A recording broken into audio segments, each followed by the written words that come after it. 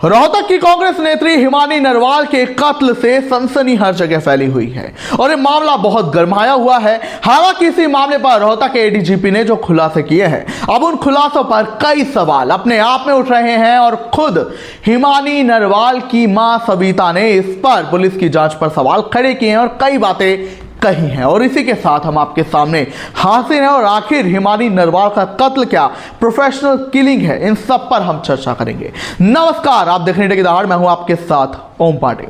28 फरवरी को रोहतक की कांग्रेस नेत्री हिमानी नरवाल का कत्ल हो जाता है और उसकी लाश सांपला बस स्टैंड से बरामद होती है और इसकी पुष्टि बाकायदा कांग्रेस नेता बीबी बत्रा ने की, जिसके बाद इस मामले की हाई प्रोफाइल जांच शुरू हो चुकी है। और इसी पर जो है पुलिस ने जो प्रथम गिरफ्तारी की है वो झज्जर के रहने वाले सचिन ढिल्लू की है और रोहतक एडीजीपी ने इस मामले पर खुलासा किया है पूछताछ के बाद सचिन ढिल्लू से।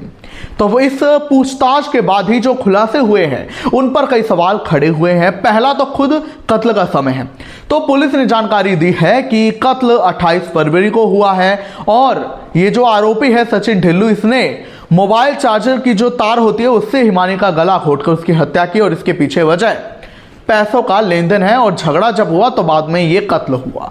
हालांकि पुलिस ने कहा कि ये जो कत्ल बेशक 28 को हुआ लेकिन झगड़ा 27 को हुआ। अब इस पर सवाल क्यों खड़े हो गए, वो ये है कि अगर दोनों का झगड़ा पहले ही 27 फरवरी को हुआ तो हिमानी ने सचिन ढिल्लू को अपने घर रुकने कैसे दिया और अगले दिन ये झगड़ा फिर हुआ और उसका कत्ल हो गया, ऐसा पुलिस का कहना है।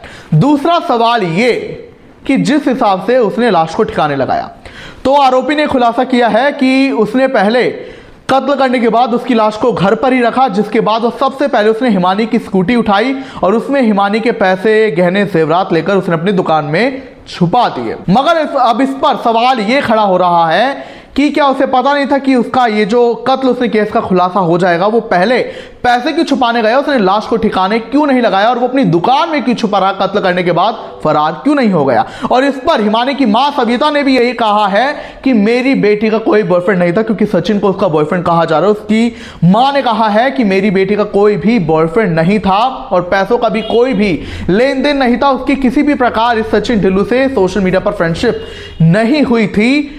इस मामले पर जो है इस जांच पर हिमानी नरवाल की मां सविता ने सवाल खड़े किए हैं। दूसरी बात ये पैसों के लेन देन की सबसे बड़ी बात है कि पैसों के लेन देन के चक्कर में हिमानी का कत्ल हुआ है। तो इसी पर जो है जब जांच पड़ताल की गई, कुछ पत्रकारों, कुछ मीडिया के हवाले से रिपोर्ट्स आई हैं कि ये जो सचिन ढिल्लू है ये खुद पैसों की तंगी झेल रहा था। इसने 10 साल पहले लव मैरिज की थी, झज्जर में रह रहा था और इसे इसके परिवार ने लव मैरिज करने के बाद बेदखल कर दिया था। इसकी मोबाइल रिपेयरिंग और मनी ट्रांसफरिंग का काम था, लेकिन वो अच्छा नहीं चल रहा था। इसने अपने बच्चों तक की स्कूल फीस नहीं भरी थी। इसके बच्चे, एक लड़का एक लड़की है, दोनों पहली कक्षा और दूसरी कक्षा में पढ़ते हैं। रिश्तेदारों ने कहा है कि सचिन खुद आर्थिक तंगी झेल रहा था। तो ऐसे में सवाल ये खड़ा होता है कि ये कैसे फिर पैसे दे पाया, लाखों रुपए हिमानी को, जिसके बाद दोनों में रंजिश हुई और दोनों में ही इस बात झगड़ा हुआ पैसों के लेन देन को लेकर और बाद में हिमानी का कत्ल हुआ।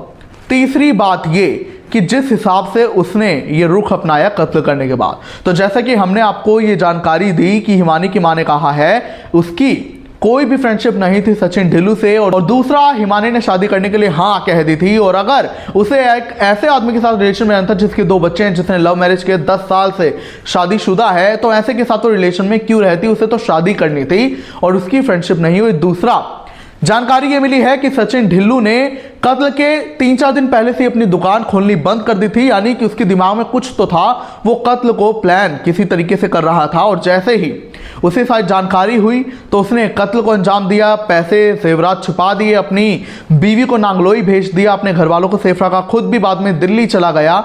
तो ऐसे में इसी बात पर, इसी क्रम पर अब कई सवाल खड़े हो रहे हैं। हालांकि इस मामले की जांच अभी जारी है और पुख्ता वजह अभी सामने आनी बाकी है कि क्या सिर्फ पैसों का लेन देन इन दोनों में झगड़े की वजह था या कोई और वजह थी हिमानी नरवाल के कत्ल के पीछे। क्या कुछ आप पाएंगे, हमें जरूर बताएं।